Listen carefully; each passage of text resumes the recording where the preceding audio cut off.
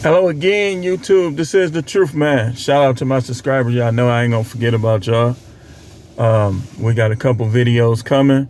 I told y'all it was gonna be the double dip of the Isaiah 4:1 series, and here is part 1. Isaiah 4:1 says, "In that day, 7 women will take hold of one man, saying, we will eat our own food, wear our own clothes. Only let us be called by your name. Take away our disgrace." Who y'all gonna believe, man? You gonna believe them or you gonna believe the Bible? You gonna believe that all of these guys are like little sick puppy dogs when their relationship goes sour, like it's always them? We talked about that. It's not always the man. In fact, it's rarely ever the man. If you try to say, well, he cheated, the only way you could say he cheated is if he was lying to you, telling you you were his only one. So in this one, I want to tell you guys, don't listen. Always remember, and we'll title it later, women are very manipulative. So manipulative that they can't see how manipulative they really are in most cases. Most of the time, let's say a woman tries to manipulate a man 10 times. She won't be able to see that she's trying to use manipulative tactics in any of those 10 times. She won't see it.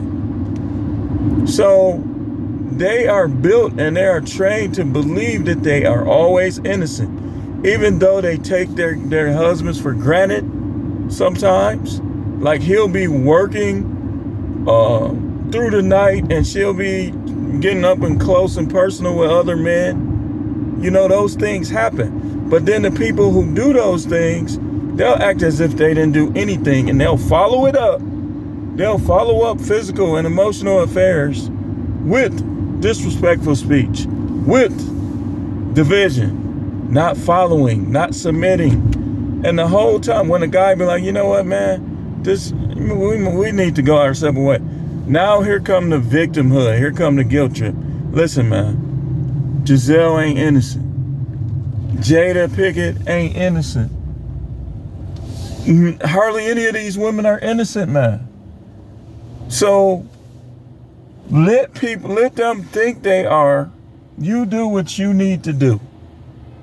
And that's like, if you got burnt one time with marriage and let's say you had one of them evil ex-wives that tried to take you for everything, tried to ruin your life, knowing she wasn't going to do anything with the money.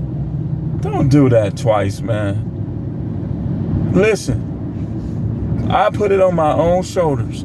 Polygyny is permissible with God, and he initiated it with King David. I can't say this enough, because these women, with this truth coming out in the last 3, 4, maybe 5 years, women are blaspheming the spirit because they're saying it's evil, you committing adultery. Okay, was the Most High allowing adultery when he did it for David? Was the Most High behind adultery when he sat back and watched Jacob had 2 wives and create the 12 tribes of Israel? Listen, I want to say this to you women, and I don't mean this disrespectful. The main thing you have is your vag. If a guy's not having kids, you should be glad that he even deal with you.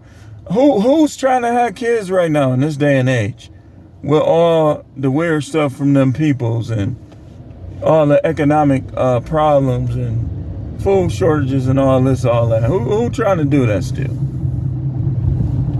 So knowing this, knowing that nobody's really trying to have kids, right? What's left? Sex. So let's say, well, let me go over here. Let's say you're the one who is, or let's say you guys, let's say your girlfriend or your wife, you in a monogamous relationship, she is arguing more than she's cooking, cleaning, and having sex. You know what she's really telling you? She's telling you you need to dump her. You need to dump her. Like, what's the point? Life is, there's too many things to do and enjoy in life. You're not, I truly believe it's a sin. It's the sin of idolatry for a man to be depressed over losing his wife or his girlfriend. And I'm putting this on Facebook. I am.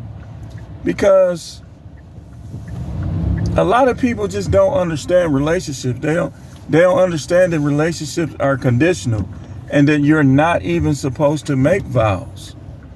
Like the Bible tells you to swear not at all. This is why I don't mess with these churches, man. Because these churches don't really have a clue as to how things is really supposed to go. The man is the leader. The end. The woman is to follow. If she does not follow, if she does not do as the man sees fit, the man is free to divorce. If a woman just stops liking her husband or loving her husband, then she can't divorce. If she goes to the American court and tries to get a divorce, any man who marries her, and this is the Bible, and I'll take any of y'all pastors on. Any of you dudes who think you know that Bible, come on with it. Come on with it. You dealing with a prophet. You might be judging me. Oh, man, I went to Custer with him. Oh, I went to this school. You don't have to believe I'm who I am. I don't stop being who I am because you don't think so. But any of y'all can get this smoke. And it's not even really about that.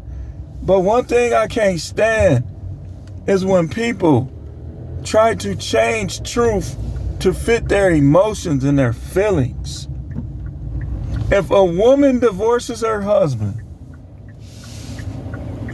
for any reason that's trivial, like it's really nothing he could do because he can have more than one wife. So the only way he's committing adultery is if he messes with somebody else's wife. In that case, she could get a divorce if a man, well, really not even then. When you read Deuteronomy 24, verses 1 through 3, even then she's not permitted. So any guy who marries her, any guy who has sex with her, is guilty of the sin of adultery. That's why y'all women, you need not to get married. If you're marrying a dude for money or for some trivial reason that's not good, I wouldn't do it because you're required to be fully subject and fully submitted to that man. If you don't do it, then you say, well, I'm on a divorce. You go divorce him and marry somebody else. You done made it where that dude that you marry, he might go to hell right with you. The Bible says adulterers and whoremongers God will judge. So all of this stuff, these women is independent, Miss Independent, and all this stuff I see on Facebook. Listen, if you're not gonna submit to a man, if you on that feminist stuff, you need not to be in no relationship. You got a better chance of making it with the Most High, not being in a relationship, than if you gonna be one of them women who think you gonna be telling him what to do and just doing whatever you want. That ain't how the Bible works. See, these preachers been grifting on y'all. They've been collecting money to smooth over the real gospel. You supposed to submit to your husband, and that's it. That's it. You can't have no dude on the side. Whoremongers and adulterers, God will judge. You can't get rid of him and get somebody else and think, oh, well, me and him getting married. Not in God's eyes. In God's eyes, you still married to this guy right here. Who did you marry when you start understanding what marriage was? That's the one. Take it up with him. Don't try to take it up with me. See, people be trying to change stuff. Y'all trying to change stuff. Like, a man can have multiple wives, man. I'm coming out with it because somebody told me, oh, you ain't gonna say that. You ain't gonna let your family know you. Any preacher in my family, come on with it. Because I know what I'm talking about, man. I'm not finna be nice just so you can have people believing all these falsehoods. Think of how many families got broke up because she thought he was cheating on her, because his nature, his instincts is to have multiple children and to have multiple wives. And like I say, you don't have to agree with me and you don't have to practice polygyny. But one thing you can't do to my face is to try to change the word for what it really is. Well, that changed. Who changed it? Paul can't change it. Paul, those were letters to his friends. You can't change the law and the prophets and the commandments of God with letters to your friends. That's part of the reason, could be, why these religions really ain't impacting the world. Because you got to get rid of all that falsehood. A woman, now I'll tell you where Paul was right. And he even said the law says so. The scripture where he said women are supposed to be quiet at church and they should learn from their husbands at home because the law says so. Read the book. Read the book of the law. Read the first 5 books. I ain't even going to tell you where it is. Just read it and come back and tell me if I was right or wrong. That women really supposed to learn in silence in church. And they supposed to, if they got a husband, they supposed to ask him at home. If they don't got no husband, they supposed to get on their knees and pray to God and ask him. Or ask some other man in their family. But these women, they always talking. That's how y'all end up with wing ding in your mouth. That's how you end up with that. You think you so smart, but yet you still promiscuous in your mind. That's why they can't submit to men. Because they want to, just like Eve. What did the Most High do to Eve? He knew Eve wanted to control Adam. She wanted to dominate Adam. That's every woman's desire, to dominate a man. They have to make themselves obey the way it's supposed to go. She was supposed to be like, well, we can't eat from the tree of God. In fact, this conversation's over. But because she wanted to dominate Adam, not only did she eat from the tree of the forbidden fruit, but she gave it to him and probably begged him to do it. I guarantee you Adam was trying not to do it, but he was too much of a simp and he ended up doing it. And some of y'all too much of a simp. Y'all scared. I ain't scared to lose no woman. None. I don't care, man. I can have as many wives as I want. What are y'all talking about? And I want all of y'all to watch this video. People think I'm scared to tell the truth. Come on with it. If I'm lying, come on with it. But I don't want to waste time with y'all who ain't never read the Bible, who you lost anyway. I want them preachers, deacons, every day, every week, churchgoers. Prove me wrong.